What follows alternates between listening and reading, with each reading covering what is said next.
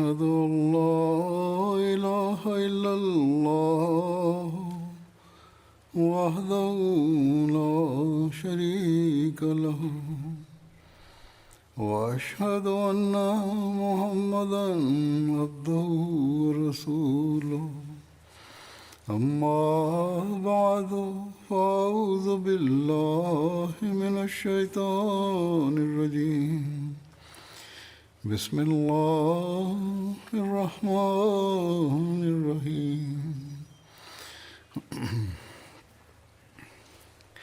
الحمد لله رب العالمين الرحمن الرحيم مالك يوم الدين إياك نعبد وإياك نستعين اهدنا الصراط المستقيم صراط الذين أنعمت عليهم غير المغضوب عليهم ولا الضالين. Jalsah Qadian telah dimulai hari ini. Demikian pula jalsah tengah berlangsung di beberapa negara Afrika. Semoga Allah Ta'ala memberkati jalsah di setiap negeri dari segala sisinya. Insya Allah pada hari Minggu nanti pidato penutupan yang akan ditayangkan dari jalsah Qadian, negara-negara Afrika lainnya juga akan disertakan. Ada 7 atau 8 negara dan akan diupayakan agar mereka terhubung langsung di sini melalui MTA. Sekarang orang-orang di negara-negara ini akan berkumpul di satu tempat dan mendengarkan khutbah. Telah tercipta satu suasana khas untuk mendengarkan dengan penuh perhatian. Untuk itu, saya menganggap sesuai untuk menyampaikan sabda-sabda Hadrat Masih Maud alaihi salam yang berkenaan dengan tujuan pengutusan beliau dan juga jemaat ini. Begitu pula nasihat yang telah beliau berikan.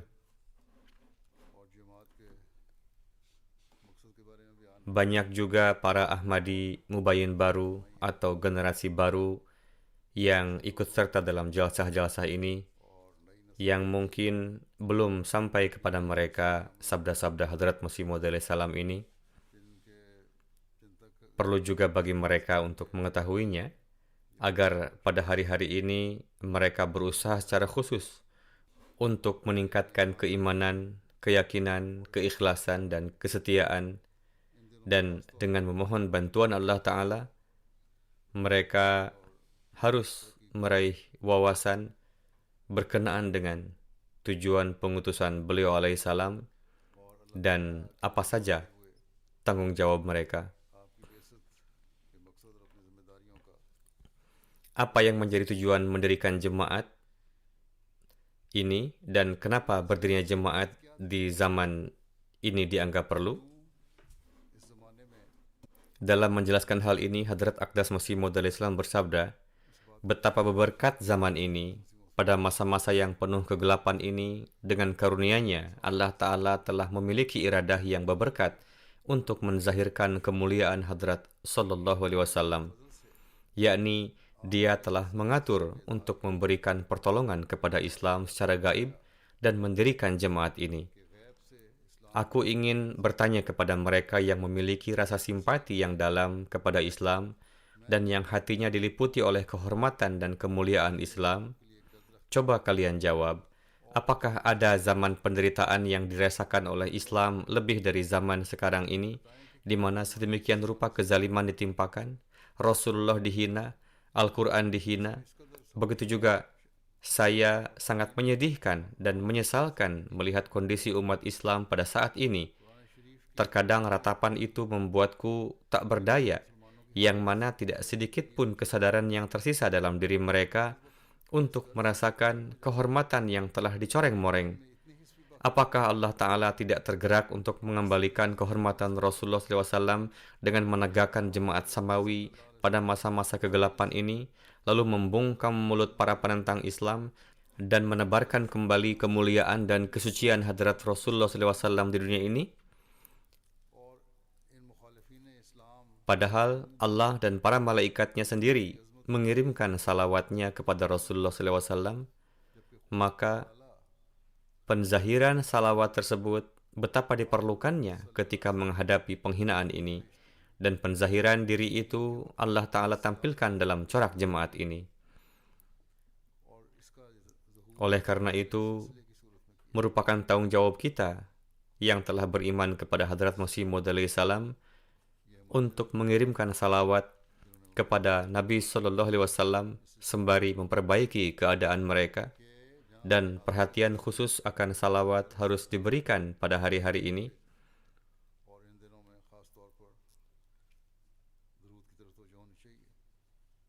Jika kita mengirimkan salawat sebanyak-banyaknya kepada Nabi Suci Sallallahu Alaihi Wasallam, maka kita akan termasuk ke dalam golongan orang yang memenuhi tujuan sebagaimana yang telah beliau alaihissalam nyatakan, yakni untuk menegakkan kembali kehormatan dan keagungan Rasulullah. Dalam menjelaskan tujuan pengutusannya, beliau alaihissalam bersabda, "Aku diutus untuk menegakkan kembali kehormatan Rasulullah SAW yang telah dirampas dan menampilkan kebenaran Al-Quran Karim kepada dunia, dan semua pekerjaan ini tengah berlangsung. Namun orang yang di matanya terdapat tutupan tidak dapat melihatnya, padahal saat ini jemaat ini telah bersinar dan orang-orang tengah menyaksikan begitu banyaknya tanda-tanda akan hal itu, sehingga jika semua tanda itu dikumpulkan pada satu tempat, maka jumlahnya akan begitu banyak yang mana raja manapun tidak pernah ada yang memiliki pasukan sebanyak itu." Jalsah-jalsah yang diadakan hari ini di berbagai negara di dunia dan partisipasi ribuan Ahmadi juga merupakan salah satu tanda dari tanda-tanda tersebut. Beliau bersabda, ada begitu banyak contoh kebenaran jemaat ini sehingga tidak mudah untuk menggambarkan semuanya. Sebagaimana Islam menjadi sasaran penistaan yang dahsyat, untuk itu disebabkan oleh penghinaan tersebut, Allah Ta'ala telah menampilkan kemuliaan jemaat ini. Kemudian beliau alaihissalam bersabda, ini juga merupakan masa peperangan rohani. Peperangan dengan syaitan telah dimulai. Syaitan telah menyerang benteng Islam dengan segala senjata dan tipu muslihatnya, dan dia ingin mengalahkan Islam.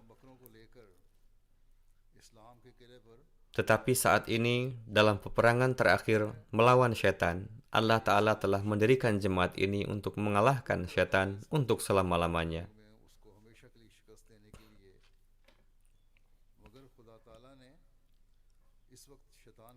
Jadi, hal ini membuat setiap Ahmadi memperhatikan tanggung jawabnya. Beliau alaihissalam bersabda, berbahagialah dia yang dapat mengenalinya. Saat ini adalah waktu yang singkat untuk menerima pahala, tetapi waktunya akan segera tiba ketika Allah Ta'ala akan menunjukkan kebenaran jemaat ini lebih terang dari matahari. Saat itu adalah ketika iman tidak akan menjadi penyebab pahala dan juga tidak akan menjadi penggenapan tertutupnya pintu taubat. Pada saat ini, meskipun pada zahirnya orang-orang yang menerima saya terpaksa harus menghadapi pertempuran yang dahsyat dengan jiwanya sendiri, dia akan melihat bahwa kadang-kadang dia terpaksa harus terputus dari ikatan persaudaraan.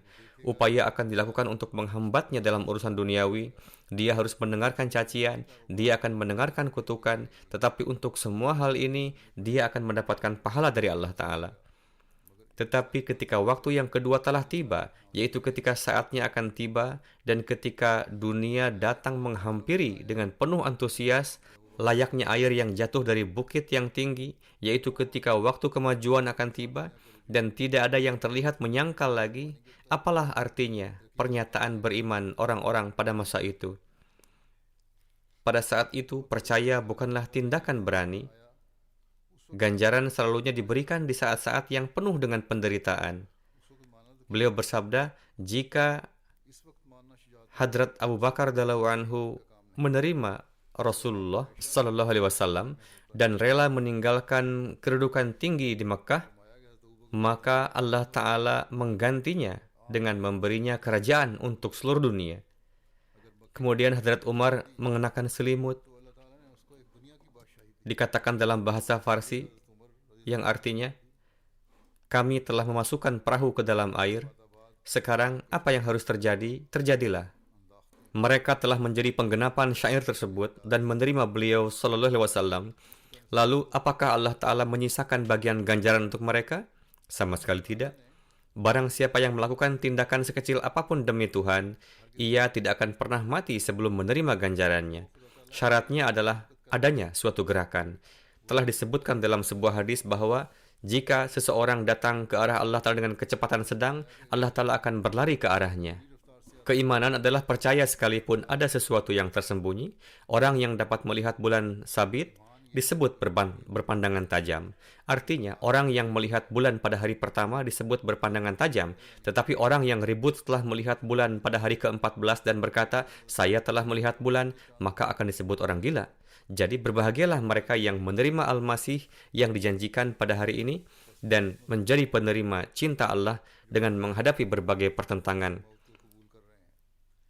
Kemudian menjelaskan bahwa tidak cukup hanya menerima, tetapi tujuan sebenarnya adalah membawa perubahan yang suci. Jika seseorang melangkah di atas tauhid yang murni, maka karunia Allah Ta'ala akan terus bertambah atasnya. Beliau alaihissalam bersabda, siapa saja yang berupaya mencari jalannya hanya karena takut kepada Allah Ta'ala dan terus berdoa supaya ia diberikan petunjuk untuk dapat meraihnya, siapa saja yang berupaya mencari jalannya hanya karena takut kepada Allah Ta'ala dan terus berdoa supaya ia diberikan petunjuk untuk dapat meraihnya, maka Allah Ta'ala sesuai dengan sunnahnya, yaitu وَالَّذِينَ جَاهَدُوا فِينَا لَنَهْدِيَنَّهُمْ سُبُلَنَا, yakni siapa saja yang melakukan upaya keras di dalam kami, maka pasti kami akan memperlihatkan jalan-jalan kami untuk mereka, yakni Allah sendiri yang akan menuntunnya, memperlihatkannya jalan, dan menurunkan ketenangan kalbu kepadanya. Jika ada seorang yang hatinya sendiri telah ada dalam kegelapan, mulutnya sulit tergerak untuk berdoa, dan telah larut dalam niatan syirik dan bid'ah, maka apalagi manfaat doa baginya. Dan ia tidak akan mendapatkan hasil-hasil baik yang telah dijanjikan untuk mereka yang berdoa.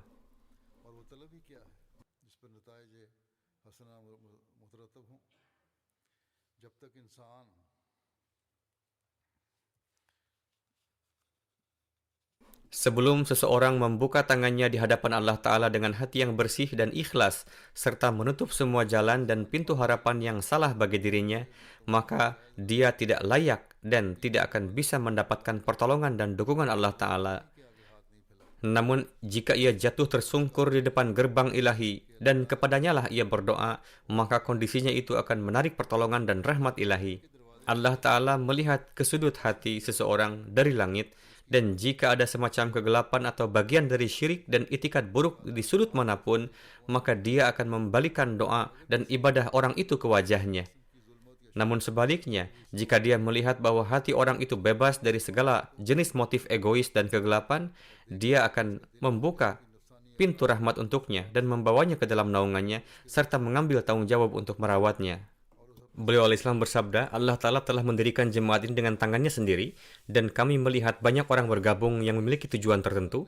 Jika tujuan mereka tercapai, maka semuanya baik dan baik. Jika tidak, iman dan keyakinan apa yang mereka miliki. Beberapa orang hanya baiat untuk tujuan tertentu. Menjelaskan lebih lanjut tentang hal ini, Hadrat Masih Maud alaihissalam menyatakan di tempat lain, hasrat keinginan yang bersifat egois merupakan bentuk syirik. Itu menimbulkan tabir penghalang bagi kalbu. Bahkan jika seseorang telah baiat, itu tetap saja bisa menjadi batu sandungan baginya. Jemaat kita adalah manusia meninggalkan egoisme dan melangkah menuju tauhid murni. Mereka harus benar-benar mencari kebenaran. Jika tidak, jika terjadi perubahan pada apa yang mereka inginkan, maka mereka akan melihat diri mereka terpisah. Apakah para sahabat menerima Rasulullah SAW untuk tujuan meningkatkan kekayaan? Tidak. Beliau bersabda, Jika Anda melihat kehidupan para sahabat, tidak ada satupun kejadian seperti itu di dalamnya. Mereka tidak pernah melakukan itu. Baiat kita adalah baiat taubat. Adapun baiatnya para sahabat Rasulullah merupakan baiat yang bersedia untuk dipenggal kepalanya. Saya telah menyampaikan seri khutbah berisi rangkaian panjang riwayat hidup para sahabat. Bagaimana mereka rela mempersembahkan kepala mereka dipenggal. Di satu sisi, mereka baiat, sementara di sisi lain, mereka kehilangan semua harta, kehormatan, harga diri, dan nyawa mereka. Seolah-olah mereka tidak memiliki apapun, dan dengan cara ini, semua harapan mereka terputus dari dunia. Segala macam hasrat untuk meraih kehormatan dan kebesaran dan kemuliaan menjadi hilang. Siapa sangka kita akan menjadi raja atau penakluk suatu negara. Hal-hal ini bahkan tidak ada dalam imajinasi mereka. Bahkan mereka terpisah dari segala macam harapan dan selalu siap menanggung setiap duka dan kesulitan di jalan Allah Ta'ala dengan senang hati. Bahkan rela memberikan nyawanya. Kondisi mereka sendiri adalah bahwa mereka benar-benar terpisah dan terputus dari dunia ini. Tetapi itu adalah hal yang berbeda, bahwa Allah Ta'ala menganugerahkan rahmatnya kepada mereka dan memberkati mereka yang telah mengorbankan segalanya di jalan ini. Allah Ta'ala melipat gandakannya dalam jumlah yang sangat besar. Kemudian lebih lanjut bersabda bahwa tujuan mendirikan jemaat adalah untuk menegakkan tauhid yang murni dan untuk menciptakan kecintaan kepada Allah Ta'ala. Beliau bersabda, apa maksud dari mencintai Allah Ta'ala? Yakni agar seseorang mengutamakan keridaan Allah Ta'ala di atas kedua orang tuanya, istrinya, anak-anaknya, dirinya, dan segala sesuatu yang dicintainya. Terdapat di dalam Al-Quran, "Fadhkurullaha ka dzikrikum aba'akum aw ashadda dzikra." Yakni, ingatlah Allah seperti kalian mengingat bapak-bapak kalian, atau lebih keras lagi dari itu. Bahkan ingatlah dengan tingkatan kecintaan yang tertinggi. Sekarang di sini juga perlu direnungkan bahwa Allah Ta'ala tidaklah mengajarkan agar kalian memanggil Tuhan dengan sebutan Bapa, tetapi Dia mengajarkannya agar kalian tidak tertipu seperti orang Nasrani dan tidak menyebut Tuhan sebagai Bapa. Dan jika seseorang mengatakan kalau begitu kecintaan kepada Tuhan levelnya lebih kurang dari ayah, difirmankan asyadda dzikra untuk membantah keberatan itu.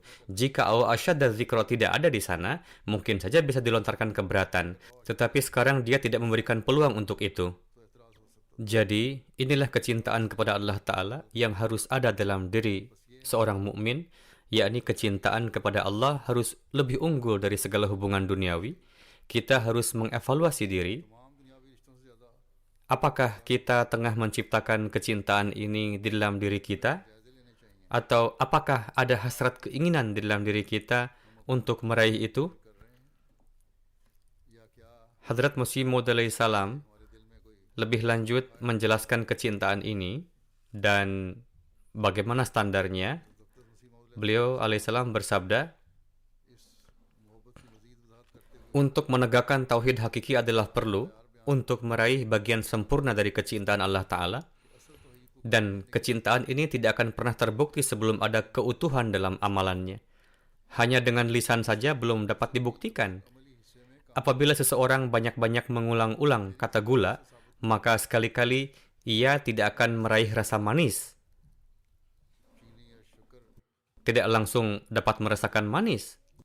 Atau jika ada yang memuji kehebatan seorang teman, namun kenyataannya teman tersebut menahan diri dari memberikan pertolongan pada saat terjadi musibah, maka orang seperti itu tidaklah terhitung sebagai teman sejati. Demikian pula, apabila dengan lisannya saja seseorang mengikrarkan tauhid ilahi dan menyatakan cinta pada Allah Ta'ala hanya di lisan saja, maka itu sama sekali tidak ada manfaatnya. Bagian ini menuntut banyak pengamalan daripada pernyataan dengan lisan. Namun hal itu tidak berarti bahwa mengucapkan dengan lisan itu tidak penting. Sekali-kali tidak. Yang saya maksudkan adalah bahwa membuktikan secara amalan pun adalah penting untuk mengiringi ikrar dengan lisan. Oleh karena itu, adalah penting untuk mewakafkan hidup kalian pada jalan Allah Ta'ala. yakni hendaknya wujud Allah Ta'ala dikedepankan dari segala sesuatu, hendaknya perintah-perintahnya diutamakan dari hal apapun juga, hendaknya agama yang telah dia turunkan diutamakan, dan menjadi hamba-hamba yang mengedepankan agama daripada dunia. Inilah Islam dan inilah tujuan yang karenanya aku diutus. Alhasil, siapa saja yang saat ini tidak mendekati mata air yang telah Allah Ta'ala pancarkan untuk tujuan ini, maka sesungguhnya ia akan tetap luput. Apabila kalian ingin mengupayakan sesuatu perkara dan berusaha meraih maksud kalian, maka hendaklah seorang pencari sejati itu melangkah maju dan meletakkan mulutnya pada tepi mata air yang mengalir ini. Hal ini tidak akan terpenuhi selama seseorang tidak melepas pakaian ghairiyat, wujud-wujud sembahan lainnya di hadapan Allah Ta'ala, dan ia tidak tunduk pada singgasana rububiyah, dan selama ia tidak berjanji bahwa ia tidak akan meninggalkan Allah Ta'ala sekalipun kehormatan duniawinya hilang, dan sekalipun menghadapi gunung musibah, apapun yang terjadi jangan meninggalkan Allah Ta'ala. Bahkan ia akan bersedia mempersembahkan segala pengorbanan di jalan Allah Ta'ala. Inilah keikhlasan agung yang dimiliki oleh Hadrat Ibrahim alaihissalam yang telah bersedia untuk mengorbankan putranya. Islam menghendaki untuk memperbanyak Ibrahim. Oleh karena itu, hendaklah setiap kalian berusaha untuk menjadi Ibrahim. Aku katakan dengan sebenar-benarnya kepada kalian, jadilah wali, bukan menjadi penyembah wali. Jadilah wujud suci, bukan menjadi penyembah wujud suci. Maka dari itu, tempuhlah jalan ini, dan ini adalah jalan yang sulit. Yakni, jadikanlah ini sebagai tujuan kalian. Kalian janganlah ingin menjadi murid mereka, tetapi bawalah dari diri kalian pada kedudukan di mana manusia menyebutnya sebagai wali. Yakni ketika orang-orang membenarkan bahwa ini adalah sosok yang melakukan amalan-amalan baik dan hendaknya ia diikuti. Beliau alaihissalam bersabda, masuklah kalian ke jalan ini adalah jalan yang sukar, tetapi setelah menempuhnya kalian akan meraih ketenangan dan kebahagiaan. Namun penting agar ia melewati pintu ini dalam keadaan ringan. Jika dirinya membawa beban yang sangat berat, maka sulitlah baginya. Yakni jika ia membawa beban keinginan-keinginan dan kecenderungan duniawi pada dirinya, dan dunia unggul padanya dibanding agamanya, maka sangatlah sulit baginya untuk menempuh jalan ini. Jika ia ingin melewatinya, maka hendaknya ia membuang beban itu, yakni hubungan-hubungan duniawi, dan mengutamakan dunia atas agama. Jemaat kita adalah pertujuan untuk membuat Tuhan senang, maka dari itu hendaknya ia membuang semua itu. Kalian sesungguhnya ingatlah bahwa jika tidak ada kesetiaan dan keikhlasan dalam kalian, maka kalian akan menjadi para pendusta, dan kalian tidak dapat menjadi orang yang bertakwa di hadapan Allah Ta'ala. Dan dalam corak ini, ia akan lebih dahulu binasa dari musuhnya, yakni mereka yang meninggalkan kesetiaan dan memilih jalan pembangkangan. Sesungguhnya Allah Ta'ala tidak dapat terpedaya, dan tidak akan ada yang dapat memperdayanya. Oleh karena itu, yang terpenting adalah ciptakanlah ketulusan dan keikhlasan yang hakiki. Kemudian seiring dengan menegakkan tauhid, kecintaan kepada Allah Ta'ala adalah penting juga untuk menjalin kecintaan dengan wujud kekasih Allah Ta'ala, yang dengan perantaraannya Allah Ta'ala telah memperlihatkan jalan menuju ketauhidannya. Maka dari itu, beliau alaihissalam berkenaan dengan pentingnya menjalin hubungan dengan Rasulullah SAW dan menegakkan kemuliaan dan kehormatannya. Di satu tempat, beliau bersabda, Allah Ta'ala telah menegakkan jemaat ini dengan tujuan untuk menegakkan kembali kenabian dan kehormatan Rasulullah SAW. Beliau seraya memberi misal orang-orang yang larut dalam menyembah orang-orang suci mereka, menyembah kuburan, dan mendakwakan bahwa dirinya fana dalam kecintaan kepada Rasulullah SAW, dan mereka mengatakan bahwa orang-orang Ahmadi adalah kafir, na'udzubillah, dan mengumumkan bahwa para Ahmadi telah menghina baginda Rasulullah SAW, na'udzubillah.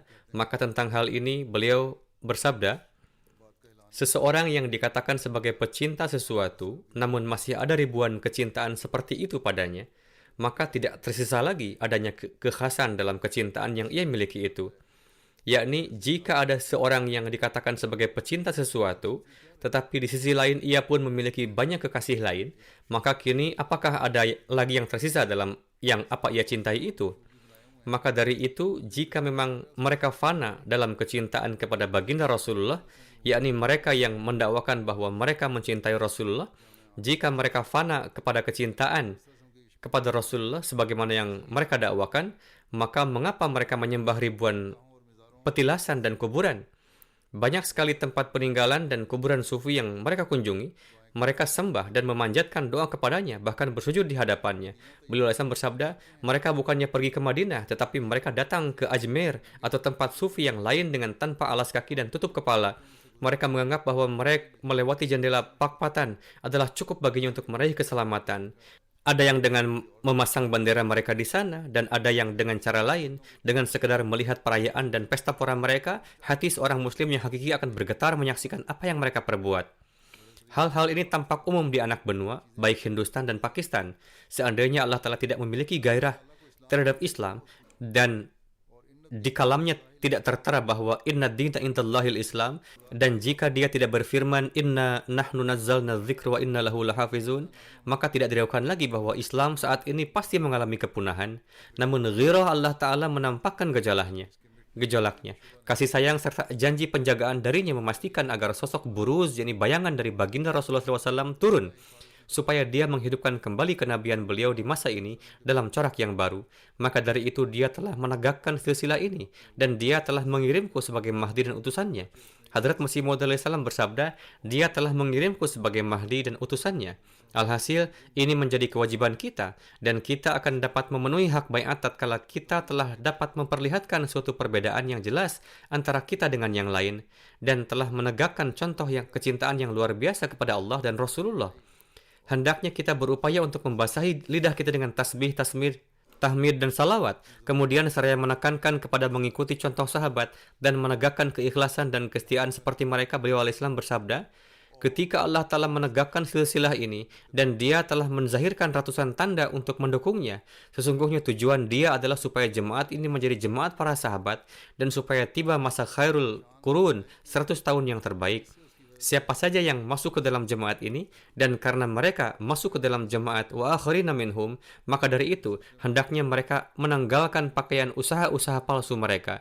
Siapa saja yang masuk ke dalam jemaat ini, dan karena mereka masuk ke dalam jemaat wa akharina minhum, maka dari itu hendaknya mereka menanggalkan pakaian usaha-usaha palsu mereka.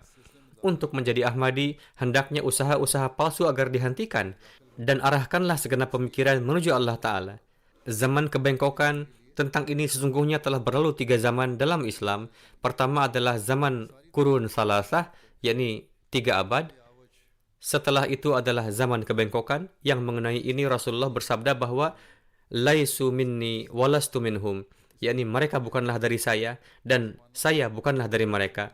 Kemudian masa yang ketiga adalah zaman Al-Masih yang dijanjikan, yang adalah berkaitan dengan zaman Rasulullah SAW. Bahkan pada hakikatnya ini pun merupakan zaman Rasulullah. Tentang zaman kebengkokan, seandainya Rasulullah tidak menyebutkannya, maka Al-Quran Syarif inilah yang ada di tangan kita. Dan demikian juga ayat akharina minhum lamma yalhaqu bihim. Ini dengan jelas menzahirkan bahwa akan ada suatu masa yang berseberangan dengan mata air para sahabat, yakni mereka memiliki kesibukan yang berbeda. Peristiwa-peristiwa juga menyebutkan bahwa dalam kurun waktu 1000 tahun ini, Islam menjadi sasaran sedemikian banyak musibah dan kesulitan. Agama menjadi semakin tercerai-berai. Kecuali sejumlah kecil, semuanya telah meninggalkan Islam dan telah banyak muncul kelompok-kelompok seperti Mu'tazilah, Abahat, Bebas, dan lain sebagainya. Beliau alaihissalam bersabda, kita menyadari bahwa tidak ada suatu masa dalam Islam pun yang berlalu tanpa disertai dengan contoh keberkatan-keberkatan Islam. Meski demikian, jumlah para sosok suci dan waliullah yang berlalu di masa pertengahan itu adalah sangat sedikit, di mana jumlah mereka tiada artinya dibanding berpuluh-puluh juta orang yang tersesat dari jalan yang lurus dan menjauh dari Islam. Demikianlah Rasulullah telah melihat zaman ini dengan pandangan nubuatan dan menamainya dengan zaman kebengkokan. Namun kini Allah Ta'ala telah berkehendak untuk membangkitkan lagi satu golongan besar yang disebut sebagai golongan sahabat. Tetapi karena adanya hukum kekuasaan Allah Ta'ala bahwa hendaknya silsilah yang telah didirikannya ini mengalami kemajuan yang berjenjang, maka dari itu kemajuan jemaat kita pun adalah secara berangsur-angsur dan kazara'in, yakni seperti menanam benih. Seperti halnya dalam bercocok tanam, kemajuan dialami secara perlahan, maka seperti demikian jugalah jemaat ini akan mengalami kemajuan. Tujuan yang dimilikinya adalah seperti biji yang ditanam di dalam tanah. Tingkatan-tingkatan dan tujuan-tujuan tinggi yang hendak Allah Ta'ala sampaikan bagi jemaat ini adalah masih sangat jauh.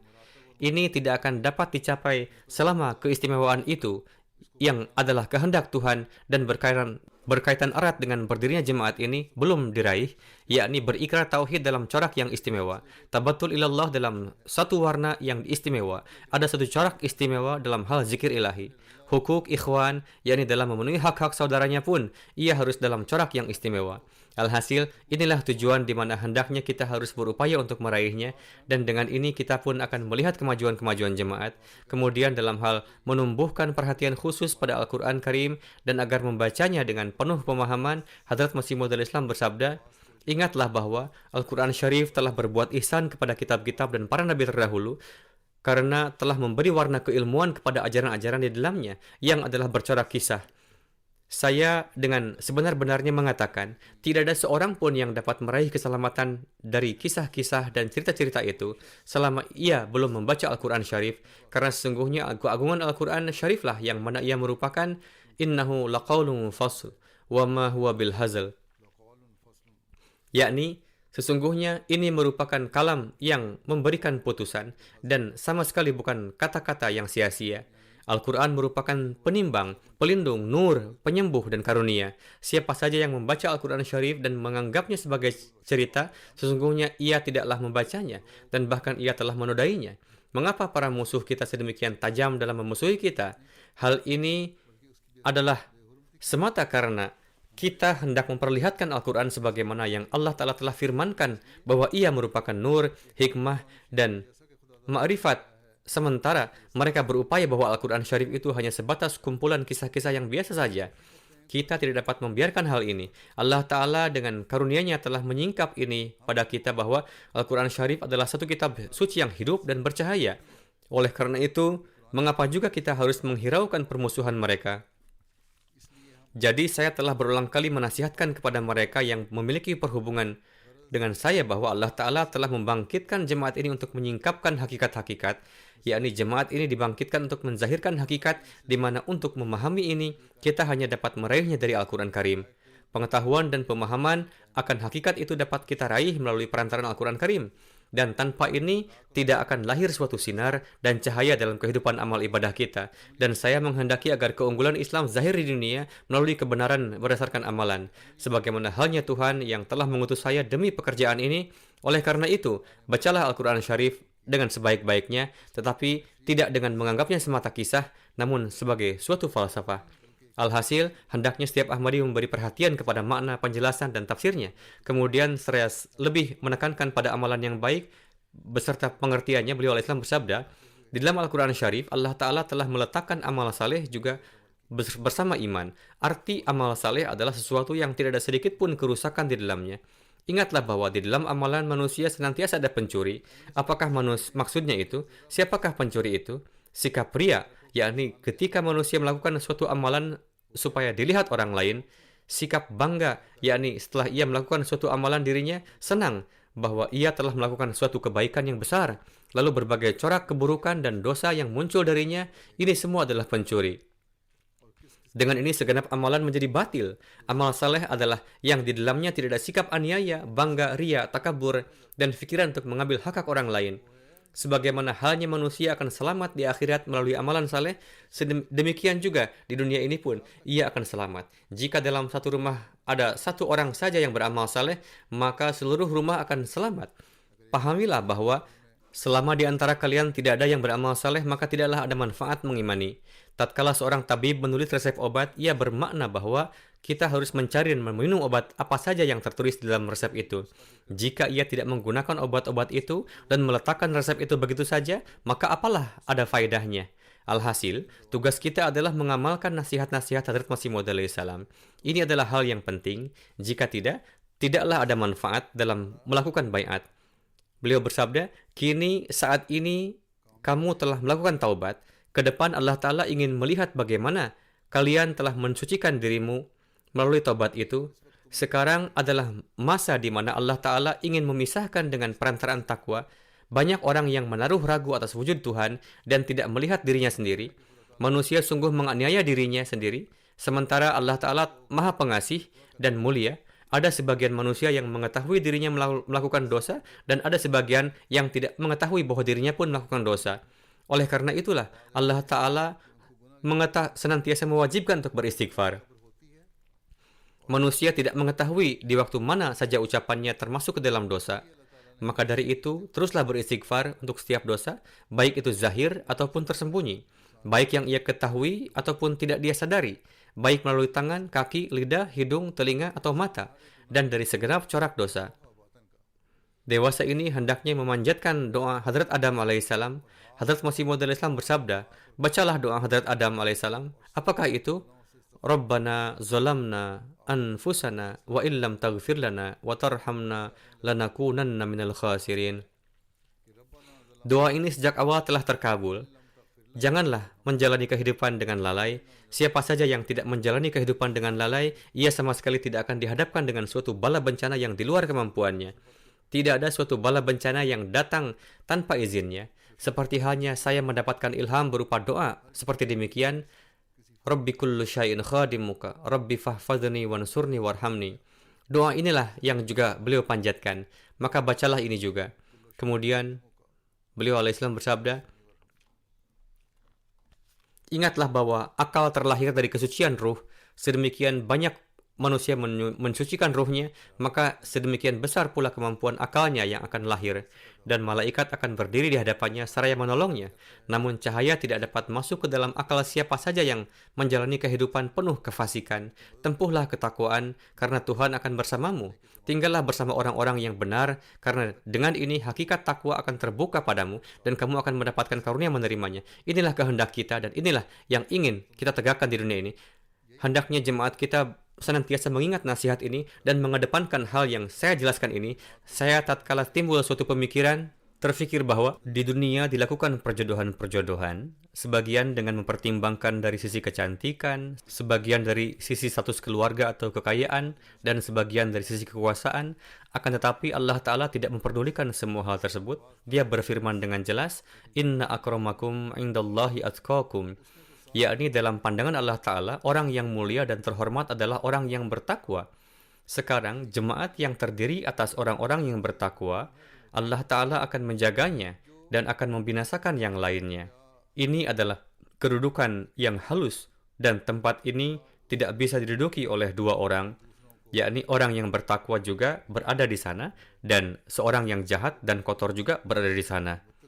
Sudah pasti orang yang bertakwa akan berdiri tegak dan orang yang buruk akan dibinasakan. Dan ini dikarenakan Allah Ta'ala mengetahui siapa yang muttaqi dalam pandangannya. Jadi ini adalah kedudukan yang sangat ditakuti. Berbahagialah seseorang yang muttaqi dan malanglah ia yang berada di bawah kutukan. Alhasil, kita hendaknya setiap saat berusaha untuk bertaubat, beristighfar dan masuk ke dalam perlindungan Allah Ta'ala dan selamat dari syaitan. Beliau alaihissalam bersabda, setelah masuk ke dalam jemaat ini, wujud kalian hendaknya menjadi berbeda. Dan kalian hendaknya menjadi insan yang benar-benar menjalani suatu kehidupan yang baru. Janganlah menetap pada kondisi diri kalian yang dulu. Janganlah beranggapan bahwa dengan melakukan perubahan di jalan Allah Ta'ala, kalian akan menjadi miskin atau kalian akan menjadi banyak musuh. Tidak. Orang yang berpegang teguh kepada Allah Ta'ala sama sekali tidak akan miskin. Hari buruk tidak akan dapat datang kepadanya.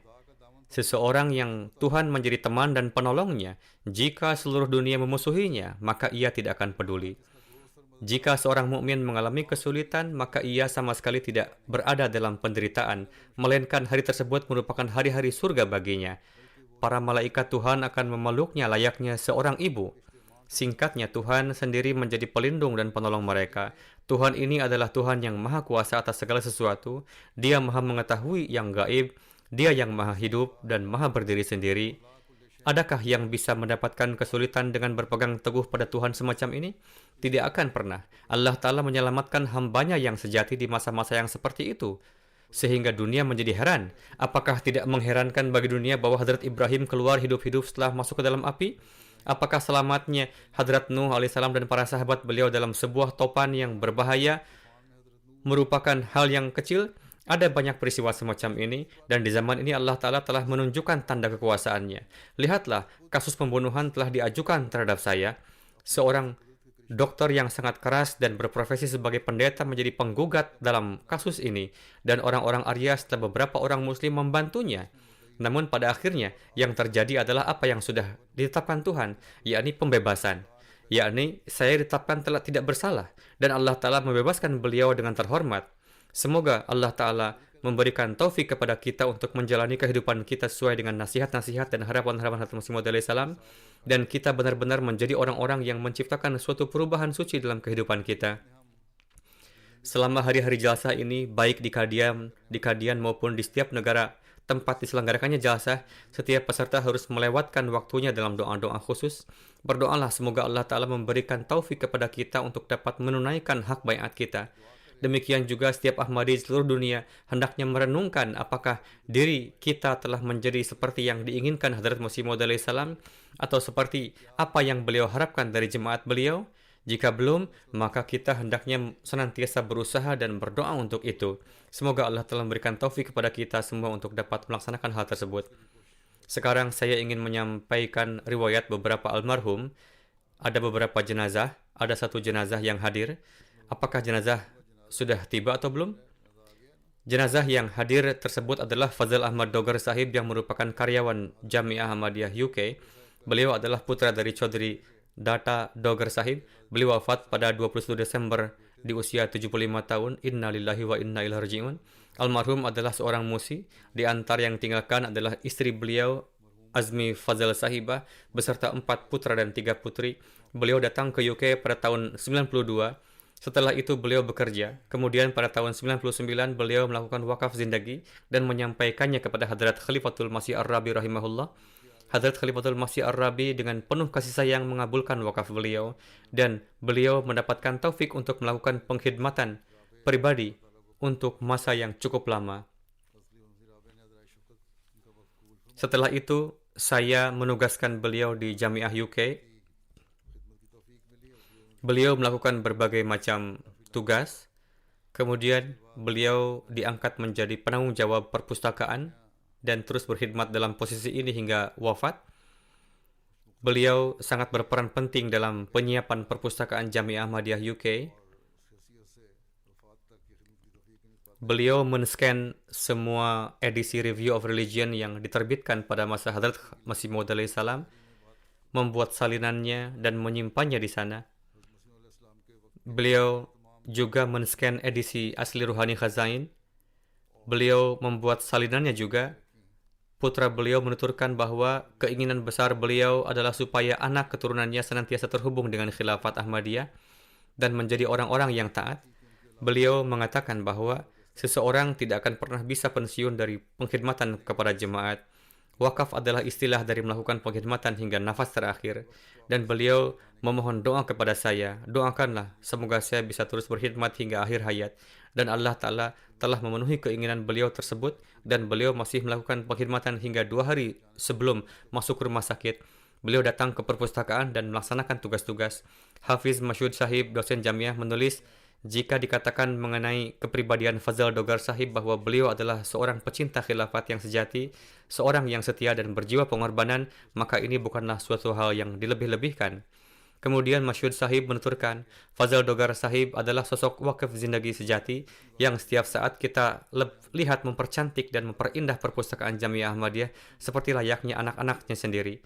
Beliau biasa membawa manuskrip-manuskrip tua dan men-scan-nya dan mempercantik perpustakaan dengan memberikannya jilid yang menarik. Tidak diragukan lagi bahwa berkat usahanya yang tak kenal lelah, saat ini di perpustakaan Jamiah Ahmadiyah terdapat lebih dari 25.000 buku.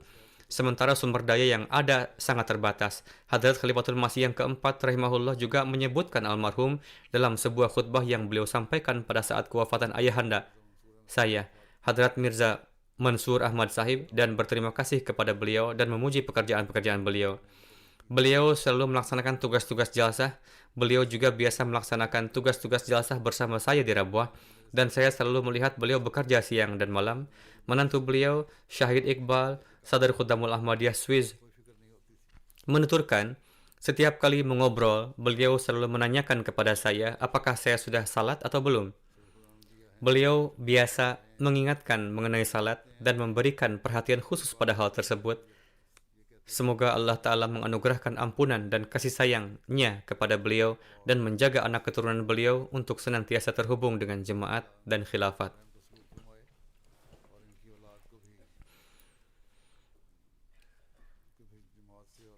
Jenazah kedua yang merupakan jenazah gaib adalah Malik Mansur Ahmad Umar Sahib, seorang mubalik dari Rabwah. Beliau wafat beberapa hari yang lalu di usia 80 tahun. Inna lillahi wa inna ilaihi raji'un. Dengan karunia Allah Ta'ala, beliau adalah seorang musi. Pada tahun 70, beliau lulus dari jamiah. Setelah itu, beliau juga lulus ujian Arabi Fazil.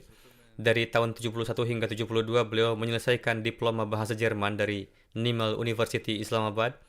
Pertama, beliau ditugaskan di berbagai tempat di Pakistan. Kemudian, beliau dikirim ke Jerman sebagai mubalik pada tahun 74. Beliau tinggal di sana selama sekitar 1,5 tahun. Kemudian beliau kembali dan bertugas di berbagai tempat di Pakistan. Kemudian pada bulan Oktober 83 beliau dikirim ke Jerman untuk kedua kalinya. Di sana beliau mendapatkan taufik berkhidmat sebagai amir dan missionary in charge hingga tahun 86. Di masa itu, beliau juga mengajar bahasa kepada orang-orang yang mencari suaka dan membantu mereka. Beliau juga berkhidmat di Departemen Rishtanata. Beliau mengajar bahasa Jerman di Jamiah. Beliau mendapatkan taufik untuk berkhidmat sebagai wakaf zindagi selama hampir 40 tahun. Salah satu putri beliau, Faiza Rais, adalah istri dari Anis Rais Sahib, missionary in charge Jepang, dan seorang putra beliau, Sabah Al-Zafar Malik, adalah seorang mubalik. Beliau juga memiliki beberapa putra lainnya. Semoga Allah telah menganugerahkan ampunan dan rahmatnya. Jenazah yang ketiga adalah yang terhormat Isa Joseph Sahib, mu'alim dari Gambia. Ini juga merupakan jenazah gaib. Beliau juga wafat beberapa hari yang lalu di bulan Desember pada usia 61 tahun. Inna lillahi wa inna ilaihi raji'un. Naib Amir yang juga mubalik in charge di sana menulis bahwa almarhum adalah seorang mubalik yang sukses. Beliau bukan lulusan jamiah, namun beliau adalah seorang yang sangat mencintai jemaat. Layaknya seorang tentara, beliau senantiasa siap untuk menjalankan tugas. Beliau biasa mengatakan bahwa beliau adalah prajurit rendahan di antara para tentara Hadrat Masih Maud salam, dan perintah apapun yang diberikan jemaat kepada beliau, beliau siap untuk melaksanakannya. Dalam jelasah dan acara-acara jemaat lainnya, beliau selalu bersama para anggota jemaat dan memberikan jawaban atas pertanyaan-pertanyaan mereka, serta memberikan tarbiyat kepada mereka. Beliau mengatakan bahwa beliau merasa cemburu dengan pengorbanan para Ahmadi Pakistan dan selalu berdoa untuk mereka dan menghormati mereka. Beliau memiliki hubungan kecintaan yang istimewa dengan khilafat. Beliau biasa menulis surat-surat untuk memohon doa, dan ketika mendapatkan balasan, beliau menceritakannya dengan penuh kecintaan dan kasih sayang. Beliau juga menanamkan kecintaan kepada khilafat dalam diri anak-anak beliau, dan biasa mengatakan kepada anak-anaknya bahwa tulislah surat kepada Khalifah Waqt. Beliau adalah membalik jemaat yang akhir-akhir ini bertugas di Sierra Leone. Sayyid Said Sahib menuturkan, beliau juga tinggal di Gambia. Beliau lahir di Senegal dan kemudian beliau datang ke Gambia untuk bekerja atau mengajar.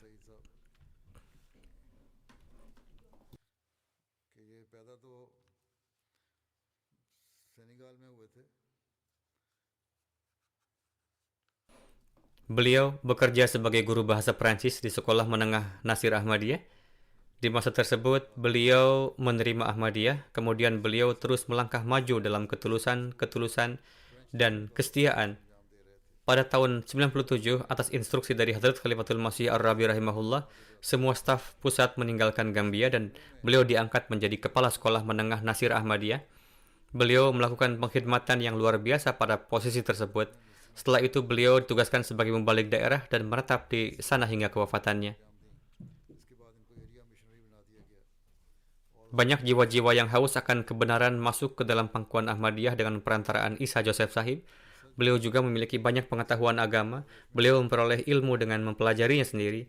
Beliau memiliki hubungan yang baik dengan para ghair Ahmadi. Oleh karena itu, banyak kepala suku dan imam di daerah yang menghormati beliau. Dan jika ada yang menentang atau ingin berbuat jahat kepada Ahmadiyah, terkadang orang-orang yang berfitrat baik tersebut menghadapi mereka dengan tegas dan membungkam mulut para penentang. Kemudian Said Sahib menulis, salah satu keistimewaan beliau adalah keluasan ilmu beliau. Sebagaimana yang telah saya katakan, kajian beliau sangatlah luas dan beliau menguasai literatur jemaat. Dalam jelasah salana, beliau beberapa kali mendapat kesempatan untuk berpidato. Demikian pula artikel beliau diterbitkan dalam majalah-majalah jemaat. Kerendahan hati adalah karakteristik istimewa beliau. Beliau memiliki gagasan-gagasan yang cemerlang dan senantiasa diikut sertakan dalam keputusan-keputusan penting. Pendapat beliau sering didapati benar. Beliau rajin tahajud, rajin berdoa, sering mendapatkan mimpi-mimpi yang benar, dan setiap kali seseorang meminta doa kepada beliau, beliau selalu menyarankan supaya pertama-tama tulislah surat kepada Khalifah Waqt dan kemudian berdoalah sendiri juga.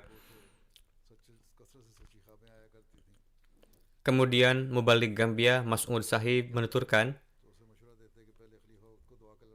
beliau sangat hobi bertablig. Beliau menempuh perjalanan berjam-jam dan pergi ke kampung-kampung yang jauh. Beliau adalah seorang yang memiliki karakter sangat lemah lembut, periang, selalu tersenyum, baik dalam kondisi suka, duka, sakit, ataupun terdapat keresahan. Beliau biasa menemui orang-orang dengan wajah tersenyum. Beliau menemui semua orang dengan keramahan dan kehangatan yang sedemikian rupa sehingga orang tersebut akan merasa bahwa beliau hanya mencintainya. Beliau sangat pemurah, lembut, dan penuh kasih sayang. Beliau tidak pernah bergibah tentang siapapun dan tidak pernah mencampuri urusan orang lain. Beliau sangat menaati atasan beliau, memperhatikan bawahan beliau, dan memotivasi mereka. Setiap kali beliau berusaha dihubungi di hari-hari luang beliau, maka diketahui bahwa beliau tengah pergi keluar untuk bertablig. Beliau setiap hari secara rutin memposting ayat-ayat Al-Quran, hadis Rasulullah, kutipan sabda Hazrat Masih Maud alaihissalam, serta para khalifahnya yang bersifat tabligh maupun tarbiyat dan juga foto-foto khalifah, dan mengirimkannya kepada Ahmadi maupun non-Ahmadi. Beliau sangat hobi bertabligh. Semoga Allah Ta'ala menganugerahkan ampunan dan rahmatnya kepada almarhum dan memberikan taufik kepada anak keturunan beliau untuk dapat meneruskan kebaikan-kebaikan beliau.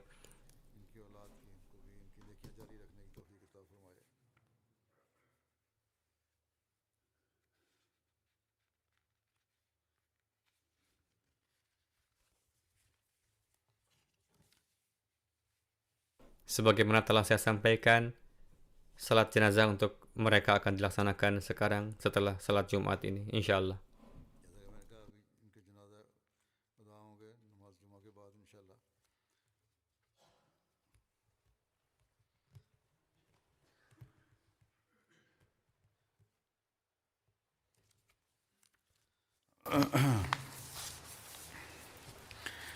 Alhamdulillah, alhamdulillah, nahmaduhu wa nasta'inuhu wa nastaghfiruhu wa nu'minu bihi wa natawakkalu alayhi wa na'udzu billahi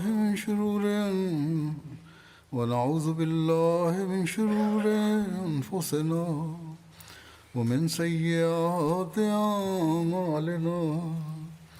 من يهده الله فلا مضل له ومن يضلل فلا هادي له ونشهد أن لا إله إلا الله ونشهد أن محمدا عبده ورسوله.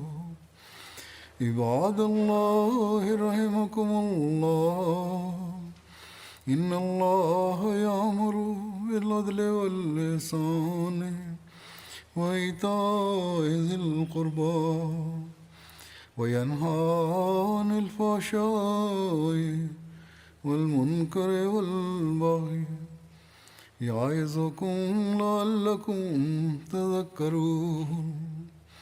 اذكروا الله يذكركم وادعوه يستجب لكم ولذكر الله أكبر.